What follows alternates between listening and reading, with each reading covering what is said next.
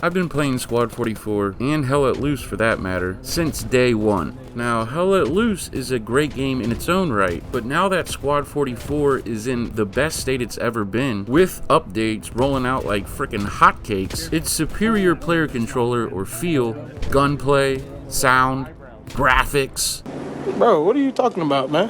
Graphics at 200 meters or more, at a distance. Squad 44 also has more factions you can play as, maps, theaters, just more content in general. Once milsim and tactical shooter fans realize exactly what's going down, we may just have a rematch of epic proportions on our hands.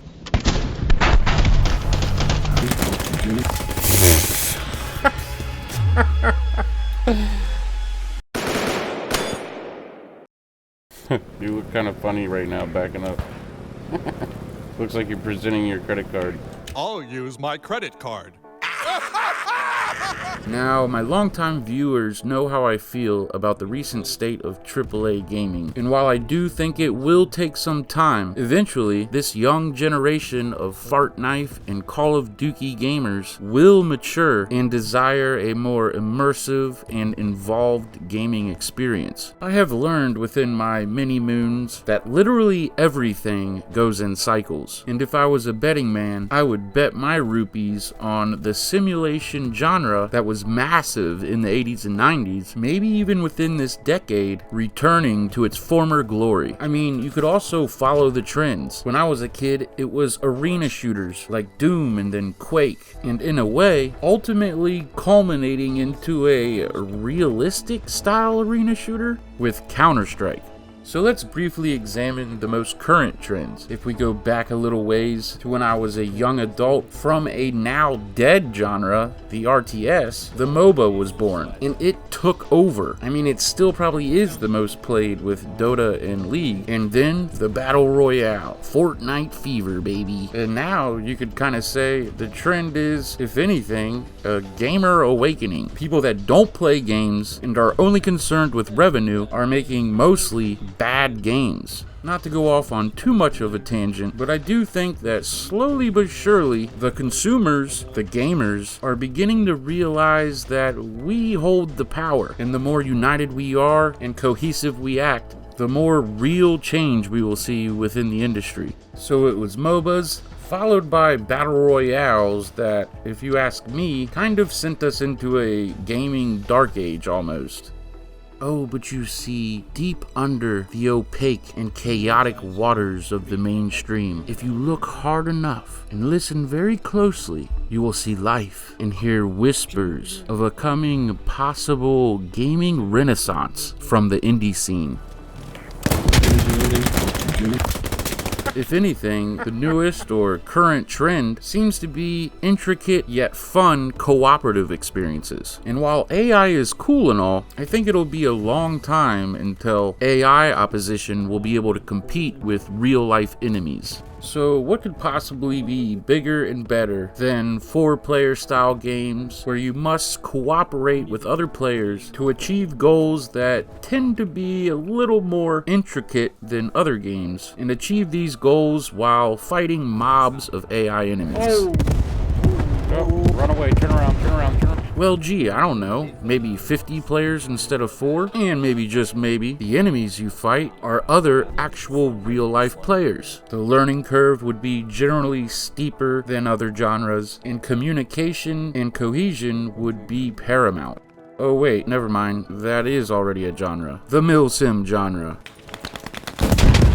Oh, gosh. We are on the cusp of an indie gaming renaissance. Millions of gamers growing up in a time when video games were cool and not nerdy. You combine those two things, the way that trends are going in the aforementioned circle of life, and it seems the military simulator genre is right in the crosshair of future gamers' interests. Now, with all of that being said, I feel like Squad 44 doesn't exactly have to surpass the player count of Hell Let Loose. It just needs to survive until this little bubble bursts.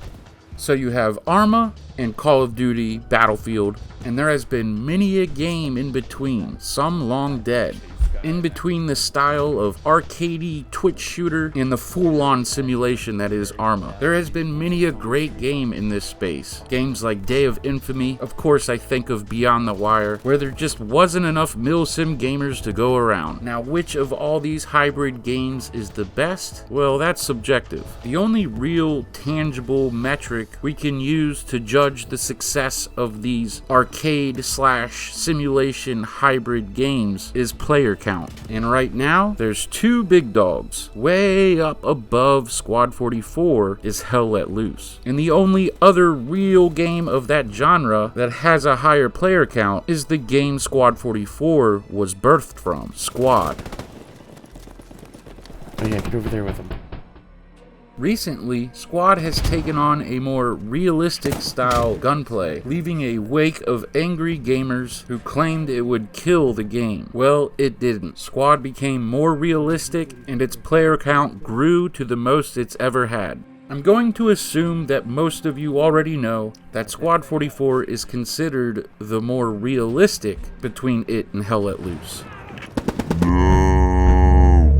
Commander! Oh shit, sorry. Commander up! So while there may be more casual gamers in general, that doesn't necessarily mean that the more realistic of the two can't become more successful. Can Squad 44 surpass Hell Let Loose's player numbers? At least, just on Steam anyway. The short answer is yes. However, it will take some time. More and more often, I see the comment on my videos talking about how they came from Hell Let Loose and wish they would have sooner. What's wrong with you, man? You're slipping. But you can't check your six. I played with no HUD, freaked me out. That would have been 2 in a row.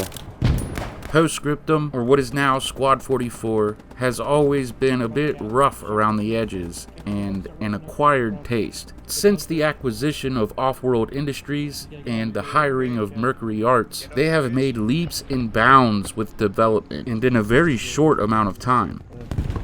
We're gonna get as many people as we can, then push it. Squad 5's only 2 guys. Alright, well, let's go. Fuck it, we got enough. Just spread out a little. Push on.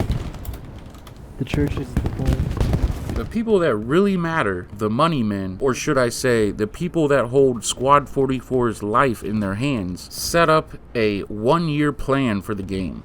For me, I just hope that Squad 44's 1-year plan only pertains to development, as gamers are pack animals and tend to follow the aforementioned trends. The game is getting better and better with each update and could potentially be considered by most gamers to be the better, more fun game. But when that happens, it will take time. Time for word of Squad 44's greatness to make its way around and into the nooks and crannies of gaming culture.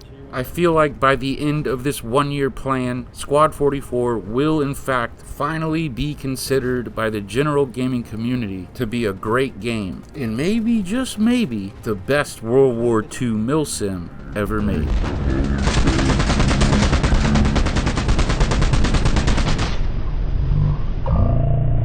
Thank God. Oh god, thank god. I got the MG at the top of the tower.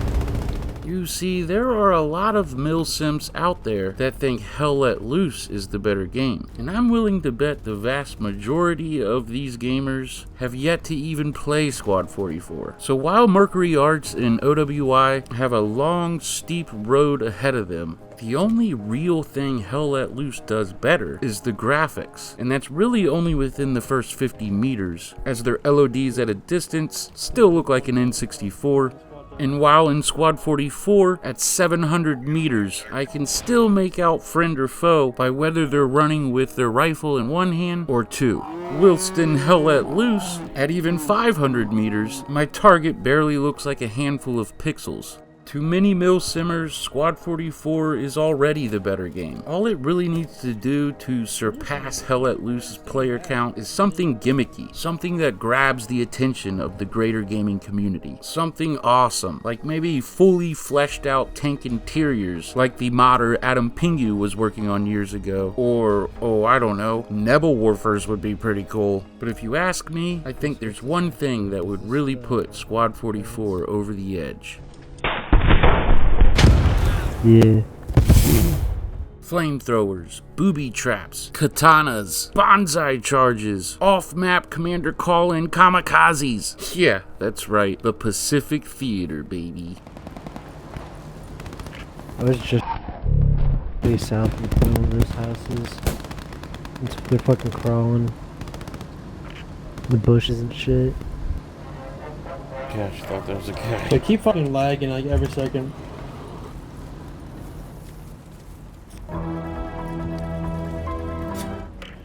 My ping goes to 86. I hope you guys are as excited for Squad 44's future as I am. If you are one of those many Mil-Sim gamers that have yet to take the leap because of player count, I can assure you there is always at least one full server for you to play in. And if the one server you're in is full, what do the others really matter? Hey, guy up there in the fucking 3-story building room. I just blew him to bits.